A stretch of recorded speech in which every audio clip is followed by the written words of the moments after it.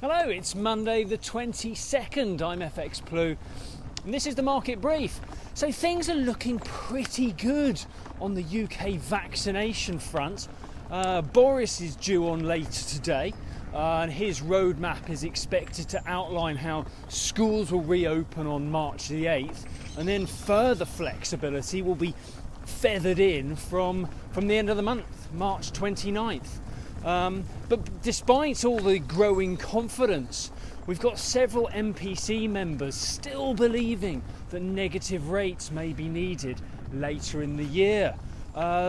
It all stems from the concern that the longer term outlook after that initial post-lockdown flood of demand has subsided, that perhaps the unemployment numbers will really start to bite. Sunak's budget is due next week.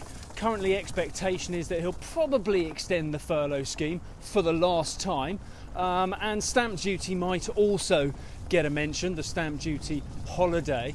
The hope is that he'll provide some genuine stimulus though, like cuts to business rates, unemployment subsidies, and perhaps investment grants, with the focus of course of driving the economy forward as we come out of lockdown. Thank you, good morning. Sterling meanwhile remains pretty well supported. We broke 140 against the dollar and touched 140.35 on Friday. Most of those gains were retained as well, and we kick off the new week from a starting point of around 140.15. Over in the US, there's a growing anticipation that this is the week for Biden to follow through. This is the week for his $1.9 trillion support and stimulus package. That is, of course, if he's not to squander the positivity which follows his election.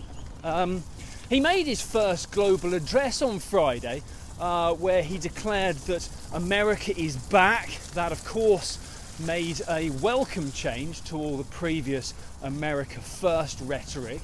But that said, the need for a bit of domestic attention is growing for all of the G7, as unemployment is becoming one of the biggest issues facing the developed world. Initially though, for Biden, he needs to get his stimulus package delivered. And he also needs to improve the vaccination rollout, because it looks likely that the economy will need support for longer than initially anticipated if the recovery growth is going to be robust and, importantly, self-supporting. The FOMC minutes last week confirmed, as always, the Fed remains fully supportive of the economy and standing by to help.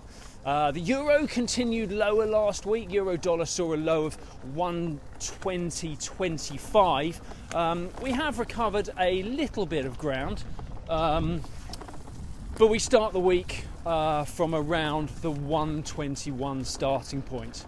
Right, that's it from me. Have a great day. Good week ahead, I hope. Join me again tomorrow. If you do not have a clue, then just tweet through and ask FX Blue.